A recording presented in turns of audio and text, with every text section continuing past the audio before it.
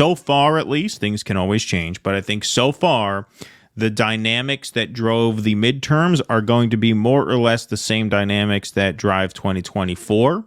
So we're seeing something really interesting. What we're seeing is a sort of fracturing of realities. On the one hand, you have a country that is sort of coming apart, that is very fragmented, that is very at each other's throats. On the other hand, you have normie politicians being able to rack up wins come time to vote. And so this is something that's very difficult to make sense of. But Russell Brand went on the Bill Maher podcast, not Bill Maher's show, his Club Random YouTube show and audio podcast. And he broke down this dynamic, I think, really, really well.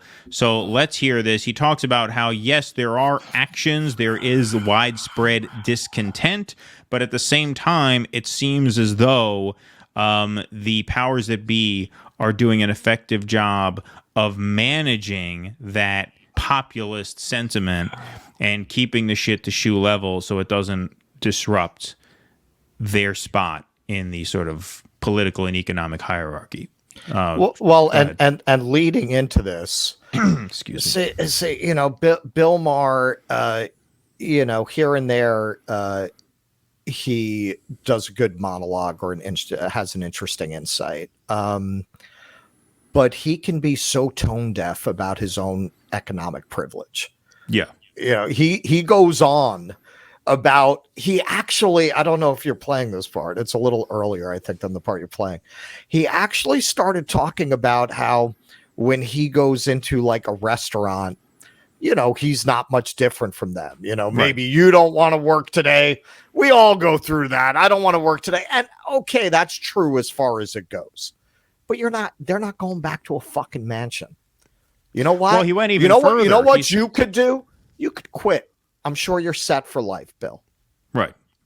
Exactly. They he went even further. He said, like, the waitress is not miserable. The waitress has less money, but they're not miserable. Like, do you know they don't get paid to look miserable. They get paid to charm you. Well, especially if you're Bill Maher. They're hoping you're going to drop a $500 tip on them because you're Bill Maher. Oh, yeah. And even in the lead up to this segment, I cut in right after it. But Bill Maher says something so tone deaf as to like, well, nobody I know is on the streets protesting. It's like, well, yeah, of course. Right. You're a millionaire. Who do you know who would protest? Right.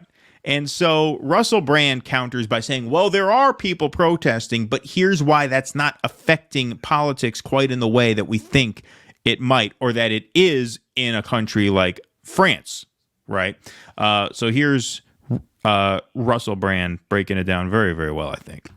There are significant protest movements, but I think what there is a clear lack of a real vision that probably since Clinton and Blair onwards, no one is suggesting anything other than the management of decline, kind of intimate bureaucracies where we biometrically measure and manage our own health. No one's saying we could do something fantastic with America. Rhetorically, of course, great claims are made by either side, but no one's suggesting that we could reorganize society. No one's anticipating what the AI revolution is about to behold, the loss of jobs, the despair, the despondency, and that is likely to engender. And we were sort of seeing a return to feudalism. Yeah, in that beautiful film, The House I Live In, the great writer of that show, The Wire, said, when it comes to the opioid crisis and the addiction crisis in your country, he said, well, why don't we just admit that in a post-manufacturing America, we've got no need for 20% of the population. They're redundant now. They're defunct. We can lose them. And sometimes I think it comes down to simple demographics, that this nation can carry a good many deeply dissatisfied and unhappy people. And by God, it looks like it is.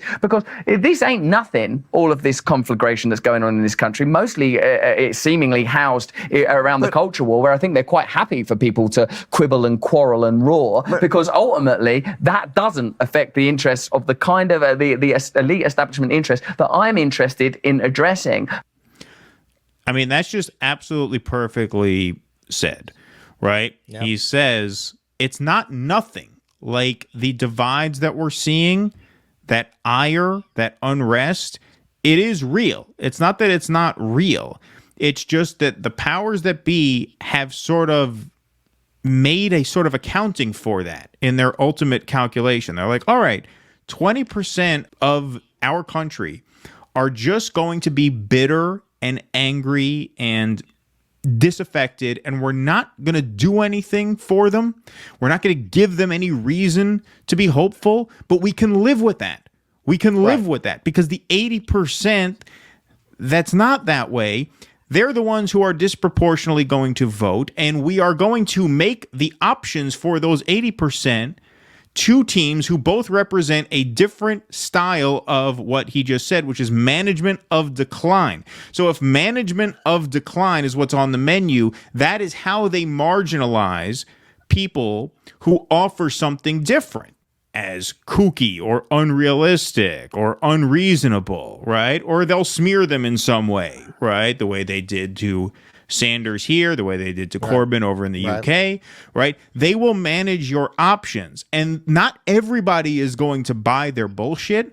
But what Russell Brand said there that I think is so smart is that the powers that be have already factored in that a certain percentage are never going to be happy, and they've just written them off, and they have configured the game such that it doesn't matter that 20%, which we are a part of, is never going to be satisfied. They can just write us out of the book entirely. And so far, that has, for the most part, worked here at home. That's why you're seeing normie candidates win in these really unstable times. Because it doesn't make sense. You're like, how can things be going so poorly? How can it be? I paid $7.50 for a thing of Parmesan cheese this afternoon. It's this fucking big. $7.50 fucking cents. $42 for coffee and donuts. Yeah. How could the centrists, quote unquote, be winning? Well, that's how. He explained it right there. Better than I could. That's why I thought it was important to play that. Well, and one of the things that he also talks about is that we haven't even begun to reckon with AI and how that is going to make a lot of the workforce obsolete. I said it on the show a couple of months ago. Why would they want universal health care? There are too many of us now. We have an economy that is not going to generate. First, it was the manufacturing jobs. Now it's going to be the knowledge workers. Now, apparently ChatGPT codes better. What's that going to do to the entire middle and upper middle class idea that you're going to go and you're going to learn coding and you're going to go work for Google, right? That's all going to be gone. They're not going to need these people. If it can write press releases, if it can write basic legal briefs, I mean, why wouldn't it? Like most law is not law and order. It's not this adversarial criminal law. Most of it is just contract law. A computer would do that better because you're relying on human memory of precedent to do that.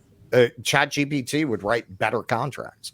So you're talking about a lot of white collar PMC jobs going away. Statistical analysis. Who's going to hire a person for that? Right? When you're able to really do the Star Trek thing, computer, tell me what the exact statistics are on how many viewers there were on this show on Thursday night. What are you going to hire somebody to do that for? Right. It's all those jobs are going to go away. You're talking about millions of jobs, and you're talking about a class that's not used to being impacted that way. So Russell Brand, he's right as far as it goes. But that 20% is going to become 60% like that very, very quickly. Please clap.